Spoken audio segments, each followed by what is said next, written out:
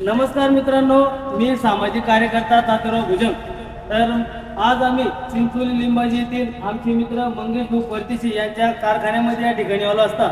तर आतापर्यंत अद्रक धुण्याच्या मशीनसाठी सिल्लोड कन्नड तालुक्याच्या ठिकाणी हे मशीन घेण्यासाठी जावं लागत होतं. आणि ही बाब कुठेतरी मंगेश परदेशी यांना लक्षात आली की आपल्या चिंचोली परिसरामध्ये अद्रक धुण्याचं मशीन या ठिकाणी उपलब्ध नाही.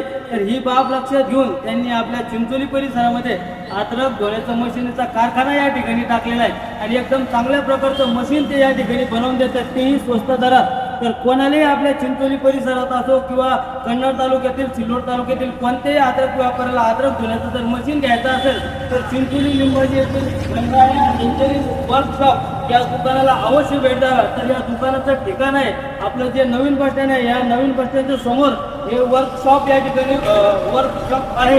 आणि या अद्रकीचं मशीन घेण्यासाठी आपण अवश्य एक वेळेस या ठिकाणी भेट द्यावी. कारण मशीन घ्या किंवा नका घेऊ, पण एक वेळेस भाव विचारण्यासाठी किंवा क्वालिटी बघण्यासाठी आपण या वर्कशॉपला अवश्य भेट द्यावी अशी आपणास या ठिकाणी विनंती करतो. आणि आज आमच्यासोबत वाकीचे उपसरपंच पंडित नाना गवंडे, एक आमच्या चिंचोली परिसरातील एक प्रसिद्ध अद्रक व्यापारी आहे. तर नाना, तुमचं अनेक अद्रकी क्षेत्रामध्ये आपले चांगलं नाव आहे.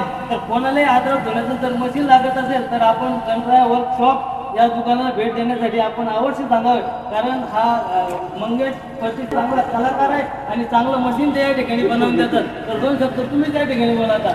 या ठिकाणी आपलं मशीनचं चालू आहे, म्हणजे चांगल्या क्वालिटीचं मशीन मिळतात. आम्ही सुद्धा या ठिकाणी मशीन त्यांच्याकडून घेतलं आणि आपणही मशीन ज्याला कोणाला घ्यायचं असेल त्यांनी आपण या ठिकाणी मशीन घ्यावं थांबतो. तर आता पंडित नाना यांनी सांगितलेलं आहे की कोणालाही अद्रकीचं मशीन घ्यायचं असेल तर एक वेळ मंगेश परदेशी यांना संपर्क साधा. तुमचा मोबाईल नंबर काय आहे?